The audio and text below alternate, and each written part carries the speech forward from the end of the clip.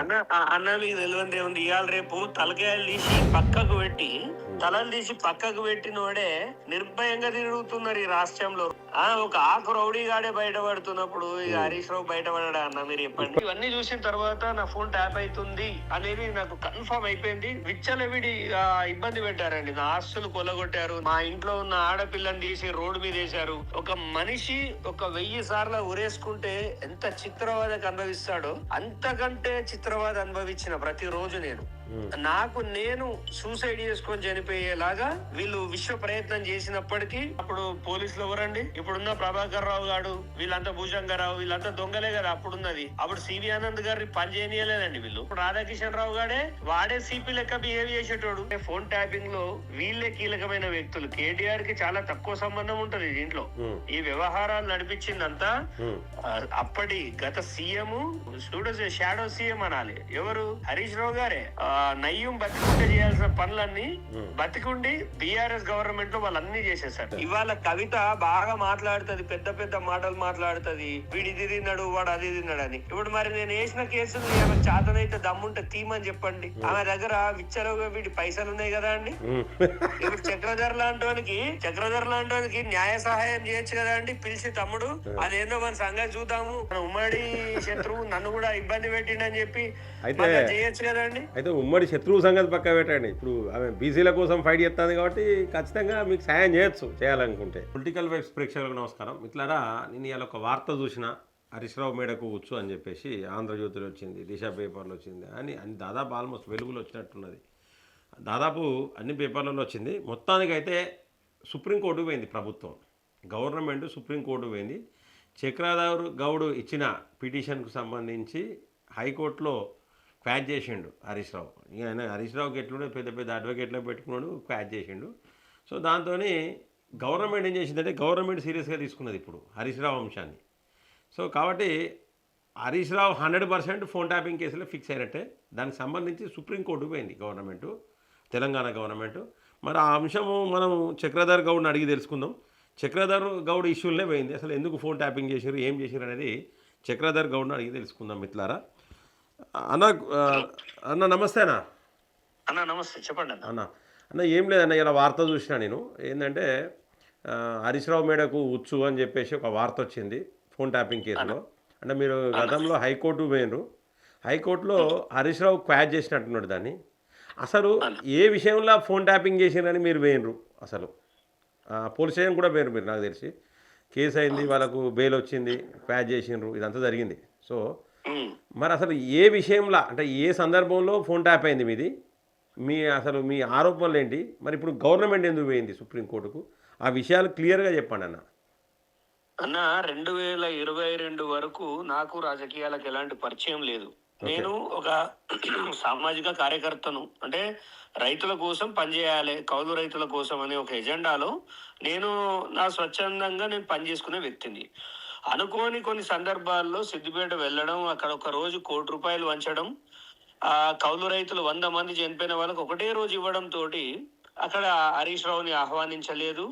తర్వాత వాళ్ళ మనుషులు రెచ్చగొట్టడం, హరీష్ రావు నా పైన కక్ష కట్టడం, నన్ను పలుమార్లు జైల్లో పంపడం, నేను బీజేపీలోకి రావడం, ఈటల రాజేందర్ గారు బీజేపీలోకి రమ్మంటే బీజేపీలోకి రావడం, అక్కడ సీట్ రాకుండా చేయడం, ఒక అసమర్థుడికి టికెట్ ఇచ్చి సమర్థుడైన నాకు టికెట్ ఇవ్వకుండా మోసం చేయడం. దాని తర్వాత బీఎస్పీలోకి వచ్చిన, నేను బీఎస్పీలో ఎలక్షన్ కంటెస్ట్ చేసిన. ఈ క్రమంలో ఈ 2022 నవంబర్ నుంచి 2023 డిసెంబర్ 3 ఎలక్షన్స్ వరకు నా ఫోను భయంకరంగా ట్యాపింగ్ జరిగింది.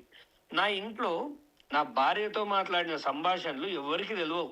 కొన్ని ఇంపార్టెంట్ థింగ్స్ ఏవైతే ఉంటాయో, ఆర్థిక పరమైన విషయాలు, అవి లీక్ అవ్వడం జరిగింది. అయితే నాకు ఎట్లా తెలిసిందంటే, ఒక సిఐ నేను మాట్లాడుతున్న క్రమంలో నేను ఇంట్లో ఏదైతే డిస్కస్ చేసినో, నువ్వు ఏదైతే అనుకుంటున్నావో జరగదు అని చెప్పిండారు ఆయన.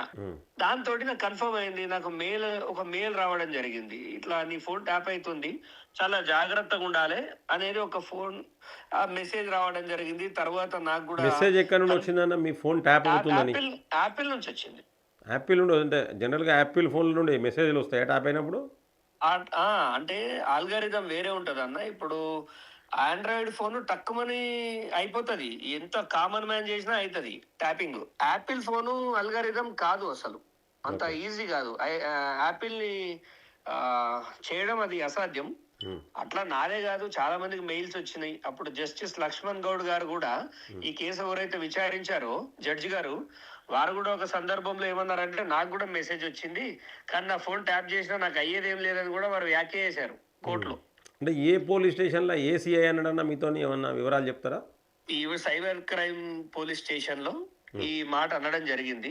అండ్ ఇంకొకటి కిషన్ రావు ఎవరైతే మొన్న జైల్లో 11 నెలలు ఉన్నాడో, అవును. ఆయన నన్ను ఏమన్నాడంటే, చక్రధర్ నీ కాల్స్ అంతా మేము యాక్సెస్ చేసినాము, నిన్ను ఆడవాళ్ళ కేసులు ఇరికిద్దాం అనుకున్నాం గానీ నువ్వు అలా దొరకలేదా మాకు, అందుకే నిన్ను ఇలా పట్టినాము, నువ్వు రాజ్యంతో పెట్టుకుంటే ఇంకా చాలా కష్టాలు పడాల్సినది, ఇది మొదట్లోదే అని నన్ను హెచ్చరించడం జరిగింది. నా కుటుంబ సభ్యులను కూడా భయభ్రాంతులకు గురి చేయడం జరిగింది. ఓకే. సో ఇవన్నీ చూసిన తర్వాత నా ఫోన్ ట్యాప్ అవుతుంది అనేది నాకు కన్ఫర్మ్ అయిపోయింది. నేను ఆగస్టు 2023లోనే, అంటే వాళ్ళ ప్రభుత్వం ఉన్నప్పుడే చెప్పాను మల్లన్న గారికి, వాళ్ళ క్యూ న్యూస్ లో పిలిచినప్పుడు మాట చెప్పిన, అన్న నా ఫోన్ ట్యాప్ అవుతుంది అన్న అని లైవ్ లో చెప్పిన అండి. అది ఆన్ రికార్డ్స్ ఉంది. పోలీస్ స్టేషన్స్ కు పోయినా, పోలీసులకు చెప్పిన, అప్పుడు పోలీసులు ఎవరండి, ఇప్పుడున్న ప్రభాకర్ రావు గారు, ఈ వీళ్ళంతా భూజంగారావు, వీళ్ళంతా దొంగలే కదా అప్పుడున్నది. ఆ స్థాయిలో అప్పుడు సివి ఆనంద్ గారిని పని చేయనీయలేదండి వీళ్ళు. సివి ఆనంద్ గారిని పని చేయనీయలేదు. అప్పుడు రాధాకిషన్ రావు గాడే, వాడే సిపి లెక్క బిహేవ్ చేసేటోడు. ఆ కేసు అయినప్పుడు, హైదరాబాద్ సిపి నా కేసు అయినప్పుడు ఎవరండి ఆనంద్ గారు కనిపించారు? ఒక మాట చెప్పండి, ఎక్కడైనా ప్రెస్ మీట్ లో కనిపించిందా? నా ఏ కేసులలో ఉన్నాడు ఆయన?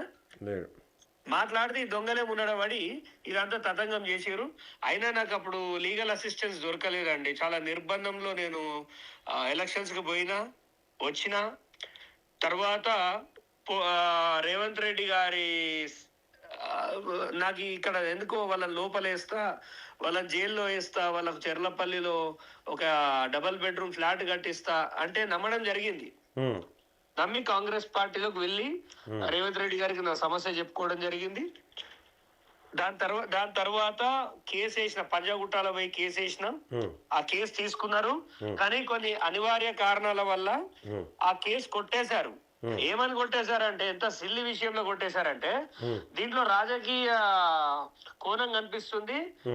చక్రధర్ అనేవాడు చాలా లేట్ గా కేసు పెట్టిండు అనేది వాళ్ళ అభియోగం. ఇక లేట్ గా పెడితే అన్యాయం న్యాయం అవుతుందా, న్యాయం అన్యాయం అవుతుందా? మీరు చెప్పండి. ఇక ఆయనకున్న ఇన్ఫ్లుయెన్స్ అనాలనా మరి ఏదో ఒకటి కేసు కొట్టేయడం జరిగింది. ఇమీడియట్ గా నేను సుప్రీంకోర్టులో కేసు ఫైల్ చేసిన. మళ్ళీ ఏది అప్పీల్ కి పోయినా. అప్పీల్ కి వెళ్తే అక్కడ ఆర్థిక పరంగా నేను పెట్టుకోలేకపోయినా అండి, ఉన్న విషయం చెప్తాను. ఎందుకంటే అక్కడ ఆయన లాయర్ ముందట నేను నిలబడలేకపోయినా. ఇది ఎంత చేసినా కష్టమే ఉన్నది, ఇట్లా మనం ఖర్చు పెట్టుకోలేము అని చెప్పేసి కొంచెం సైలెంట్ అయినప్పుడు అది డిస్పోజ్ అయింది ఆ కేసు. కానీ రాష్ట్ర ప్రభుత్వం నాలాంటి సామాన్యుడి కోసం ఈ రోజు సుప్రీంకోర్టును ఆశ్రయించి నాకు న్యాయం చేయాలని చూస్తున్నారు చూడండి. వారి యొక్క ప్రయత్నానికి నేను ధన్యవాదాలు తెలియజేస్తాను. ఎందుకంటే ఫోన్ ట్యాపింగ్ లో వీళ్ళే కీలకమైన వ్యక్తులు. కేటీఆర్ కి చాలా తక్కువ సంబంధం ఉంటది దీంట్లో.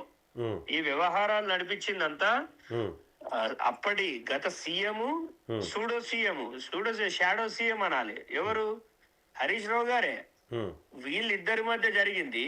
ఈ హరీష్ రావు కేసు కొట్టేసిన తర్వాత ఏం చేస్తాడు, చక్రధర్ అనేటువంటి 50 కోట్లు ఇచ్చిన, అందుకే అంటే వాళ్ళ విష ప్రచారము, చక్రధర్ అనేటువంటి 50 కోట్లు ఇచ్చిన అని ఒక నెపం పెట్టి బయట నా రెప్యుటేషన్ ఖరాబ్ చేయడం జరిగింది. ప్రజలు ఆయన నమ్మరు. ఆయన పిల్లికి పిడిసేయనోడు, ఆయన గురించి అందరికి తెలుసు. ప్రభుత్వం, కాంగ్రెస్ ప్రభుత్వం కూడా కాంప్రమైజ్ అయింది అనే నిందలు మోపారు. బట్ ఇవాళ సుప్రీంకోర్టులో ఈ వచ్చే నెల 5వ తారీఖు విచారణ చేపట్టనుంది. ఖచ్చితంగా హరీష్ రావు గారి భాగవతం అనేది బయటపడాలి.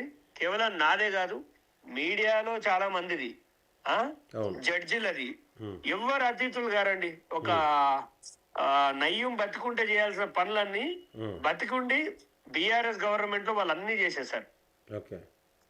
విచ్చలవిడి ఇబ్బంది పెట్టారండి. నా ఆస్తులు కొలగొట్టారు, నా పరువుని బజారు పాలు చేశారు, మా ఇంట్లో ఉన్న ఆడపిల్లని తీసి రోడ్డు మీద వేశారు.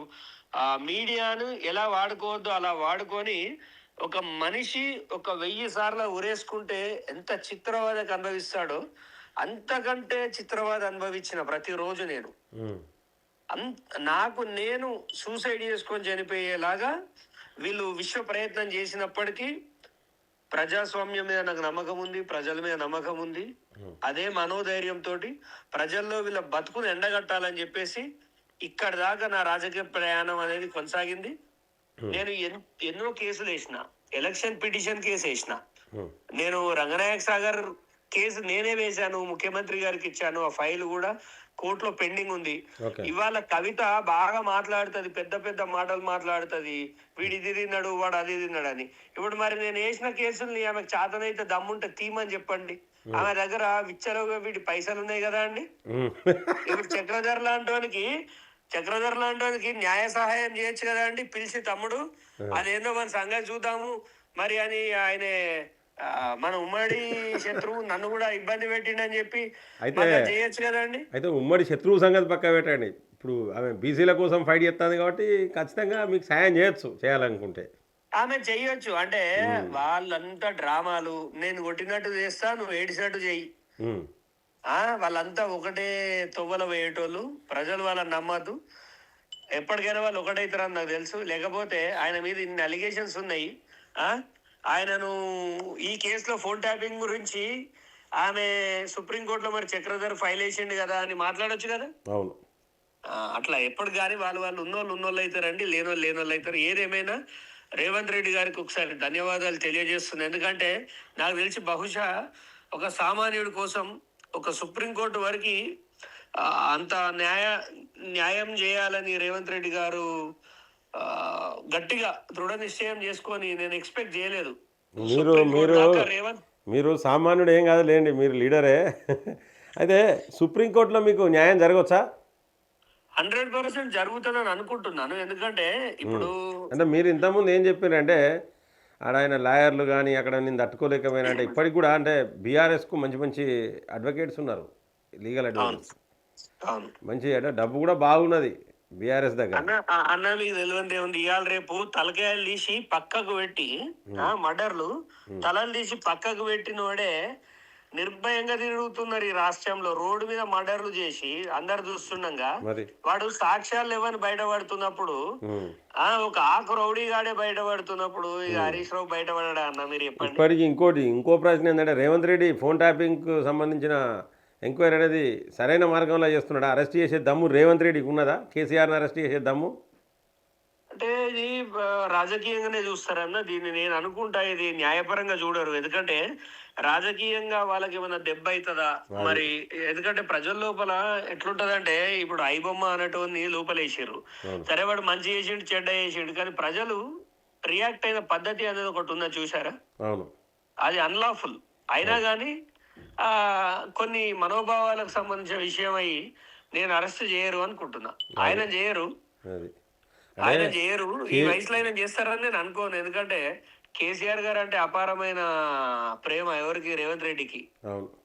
అది అందుకే కదా ఆయన పేరు తీయకుండా ఆయన పోయి షేక్ హ్యాండ్ ఇస్తాడు, పరామర్శిస్తాడు. అది హుందాతనం అయినప్పటికీ వారంటే ఒక గౌరవం ఉన్నట్టు అందరికి అనిపిస్తుంది. Okay okay okay thank you అన్న, థ్యాంక్ యూ సో మచ్.